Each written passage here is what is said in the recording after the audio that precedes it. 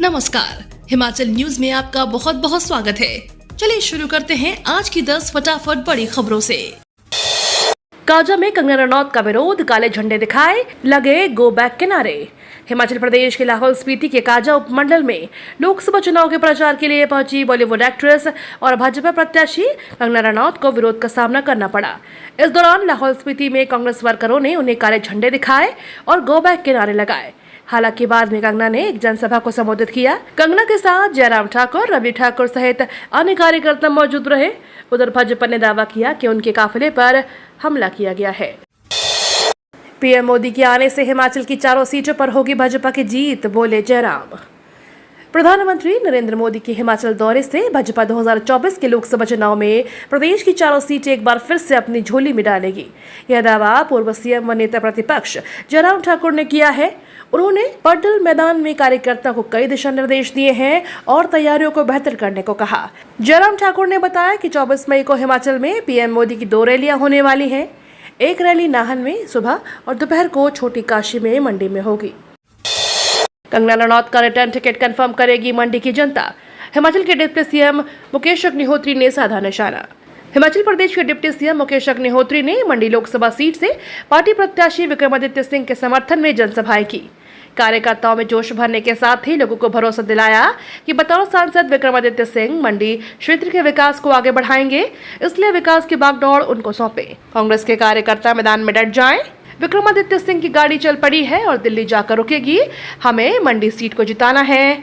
इसके साथ ही उन्होंने भाजपा प्रत्याशी कंगना रनौत और पूर्व सीएम जयराम ठाकुर पर हमला भी बोला।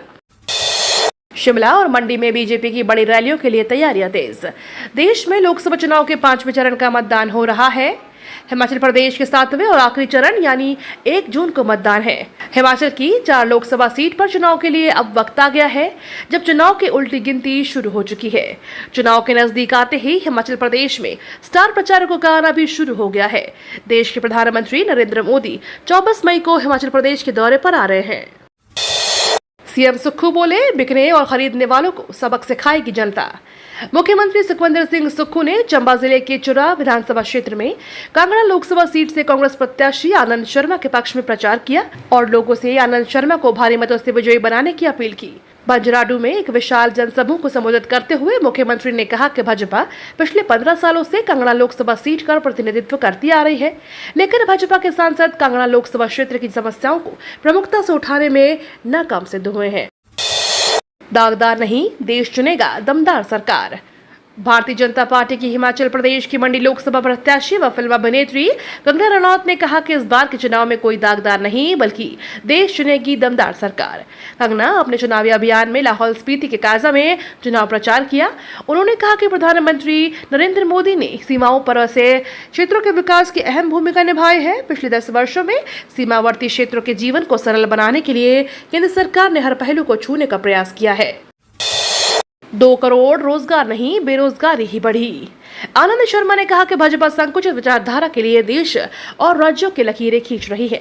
उन्होंने कहा कि भाजपा ने 2014 में 1 साल में 2 करोड़ रोजगार देने का वायदा किया था, लेकिन आज बेरोजगारी रिकॉर्ड पर है। अकेले केंद्र में 30 लाख सरकारी पद खाली हैं। भाजपा ने अपने पूर्व के घोषणा पत्र का जिक्र तक नहीं किया। महंगाई कम करने का वादा भाजपा ने पूरा नहीं किया। महंगाई आसमान छू रही है। हिमाचल प्रदेश के लाखों लोगों को राहत। हिमाचल प्रदेश के बिजली उपभोक्ताओं को राहत मिल गई है। नए नियमों के लागू होने के बाद भी बिजली के बिल बिना एनओसी के भवन वाले उपभोक्ताओं को पुरानी दरों पर ही मिल रहे हैं। इस नियमों के लागू होने के बाद बिना एनओसी वाले उपभोक्ताओं को बिजली बिल पर कोई लाभ नहीं मिलना था। इन नियमों को बोर्ड ने अप्रैल में लागू किया था। इसके बाद मई में इन उपभोक्ताओं को बिजली के बिल पुरानी दरों पर दिए गए। मंडी मध्यस्थता योजना के 23 करोड़ रुपए जारी। एचपीएमसी को 11.5 करोड़ और हिमफेड को भी 11.5 करोड़ जारी। हिमाचल प्रदेश सरकार ने सूबे के बागवानों को मंडी मध्यस्थता योजना में बकाया राशि में से 23 करोड़ रुपए जारी कर दिए हैं। बागवानों से सी ग्रेड सेब की खरीद करने वाली सरकारी एजेंसियों एचपीएमसी और हिमफेड को 11.5 करोड़ जारी कर दिए हैं। प्रदेश के करीब 2 लाख बागवान परिवारों का पिछले सेब सीजन का 56 करोड़ प्रदेश सरकार पर बकाया है। संयुक्त किसान मंच लंबे समय से एमआईएस का बकाया पैसा बागवानों को जारी करने की मांग उठा रहा था। हिमाचल में हीट वेव का प्रकोप, प्रशासन ने स्कूलों का बदला समय। हिमाचल प्रदेश में भीषण गर्मी का प्रकोप जारी है। लू के थप्पड़ों से परेशान लोगों ने घरों से बाहर निकलना ही बंद कर दिया है। वहीं बढ़ती गर्मी को देखते हुए हिमाचल सरकार ने स्कूलों का समय बदलने का फैसला लिया। जिला बिलासपुर के स्कूलों के समय में सुबह 8 बजे से दोपहर 2 बजे तक टाइमिंग कर दी गई। वहीं कांगड़ा के स्कूलों के समय में भी बदलाव हुआ है। प्रशासन ने स्कूलों की टाइमिंग सुबह 7:30 बजे से दोपहर 1 बजे तक कर दी है। हिमाचल के 7 जिलों में हीट वेव का अलर्ट। हिमाचल प्रदेश में भीषण गर्मी पड़ रही है। 6 शहरों का पारा 40 डिग्री सेल्सियस पार हो चुका है। 7 जिलों में बीते 2 दिनों से हीट वेव चल रही है।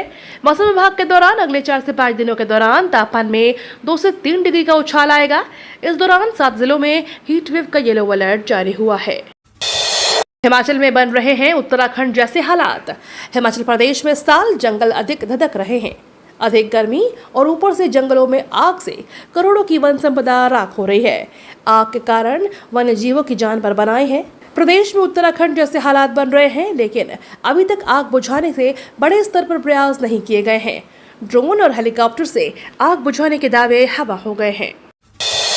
दिल्ली रैली में अमित शाह बोले, पीओके हमारा था और हम वापस लेके रहेंगे।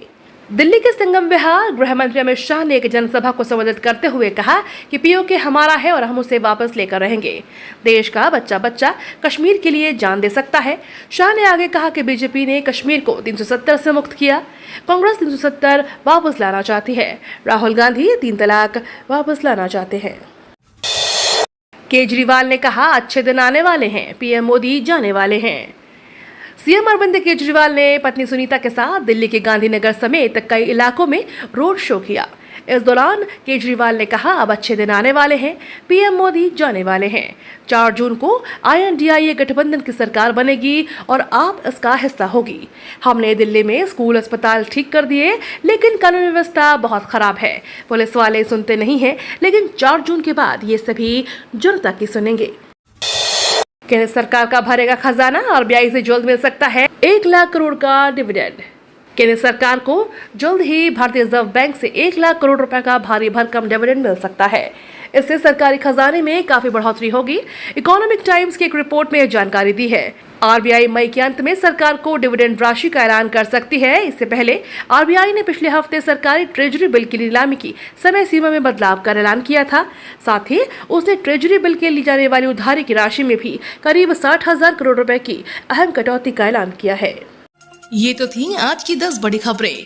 डेली खबरों से अपडेट रहने के लिए चैनल को सब्सक्राइब करना बिल्कुल ना भूलें।